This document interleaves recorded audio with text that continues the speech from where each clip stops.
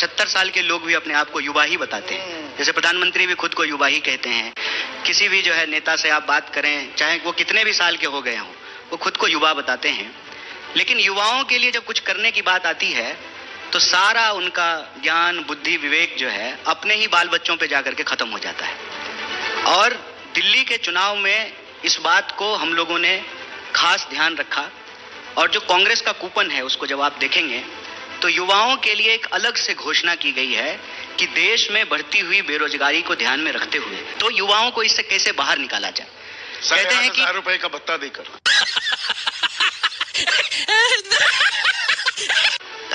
कहते हैं कि प्रवृत्ति अगर सही हो और नियत साफ हो तो रास्ता निकाला जा सकता है। नहीं, ये रास्ता मतलब ₹8,500 दे देंगे बेरोजगार को, उसका काम निकल जाएगा।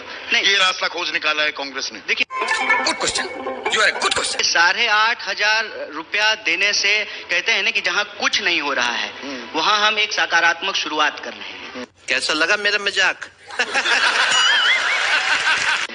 जिस देश में किसी पूंजीपति के बेटे की शादी में 5,000 करोड़ रुपया खर्च किया जाता हो और नौजवानों को 5,000 की भी नौकरी नहीं मिल रही हो। तेरा बाप यहाँ छोड़कर गया था कि तेरी माँ? एक वो अंग्रेजी में है, फ्रेज है, the proof of the pudding lies in its eating. Himachal Pradesh में आपकी सरकार है, कर्नाटक में आपकी सरकार है, तेलंगाना में आपकी सरकार है। हिमाचल में आपने नई नौकरियां कितनी इजाद की, सृजित की? देखिए, हिमाचल में, तेलंगाना में और कर्नाटक में एक चीज आप नोट करेंगे कि हम लोग कोई ऐसी घोषणा नहीं कर रहे हैं जो घोषणा हम लागू करने में सक्षम नहीं हो। तो रुको जरा, सब्र करो। तनख्वाह देने में भी विलंब हो रहा है हिमाचल में, 2 बार हो चुका है ऐसा। नई नौकरियां सृजित करना तो दूर की बात है। तू मैं की राजनीति में सकारात्मक मुद्दे को गायब कर दिया गया है। कबीर कहते हैं ना कि चलती चक्की देख कर दिया कबीरा रोए, 2 पाटन के बीच में साबुत बचाना कोई।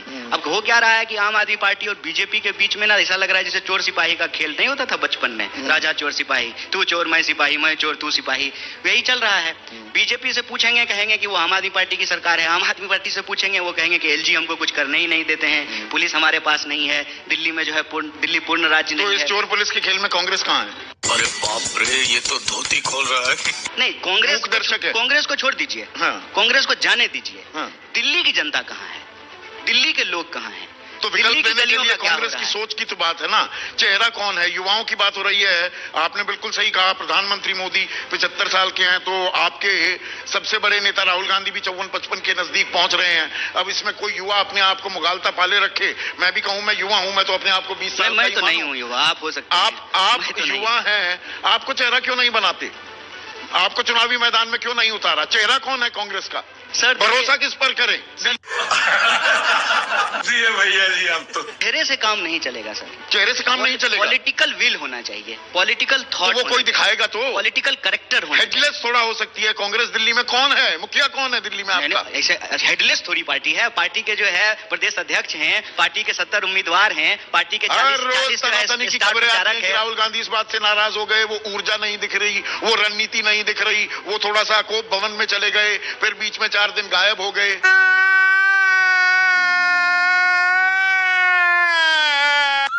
आपको सर ये स्पेशल एयर ड्रॉप से ये न्यूज आता होगा। देखिए क्या है ना कि वही मैं कहता हूँ कि जो नॉनसेंस है ना, उसी को आजकल जो है पॉलिटिकल नैरेटिव का सेंट्रल थीम बना दिया गया है। कौन किससे नाराज है, कौन किससे दुखी है, इससे क्या फर्क पड़ता है? अच्छा, हमको सिखा दिया है। तो साफ पानी नहीं है, साफ हवा नहीं है, अस्पताल में दवाई नहीं है, गलियां जो है चलने लायक नहीं है। ये जो जहां हम लोग बैठे हुए हैं, ये जो नई दिल्ली, सेंट्रल दिल्ली का इलाका है, ये जो लटियंस जोन कहते हैं, इसको छोड़ करके आप कहीं भी चले जाइए ना दिल्ली में, फुटपाथ का पता नहीं है। फुटपाथ पे जो है लोग शरीर से शरीर टकरा करके घसर करके चल रहे हैं। 25-25 गज में जो है 15-15 लोग रहने के लिए विवश हैं। बिजली वक्त पे आ नहीं रही है। शुक्र है कि खटमल नीचे से पकड़े रहता है। 24 घंटे बिजली आती है। ठीक है, बात है ये। अगर इसको परखना है तो कहते प्रत्यक्षम किम प्रमाणम। हाथ कंगन को आरसी क्या, पढ़े लिखे को फारसी क्या। हम लोग जो है 20 किलोमीटर यहाँ से दाएं बाएं हो जाए, सच्चाई पता चल जाएगा। भरोसा नहीं होगा कि हम जो है देश की राष्ट्रीय राजधानी में हैं।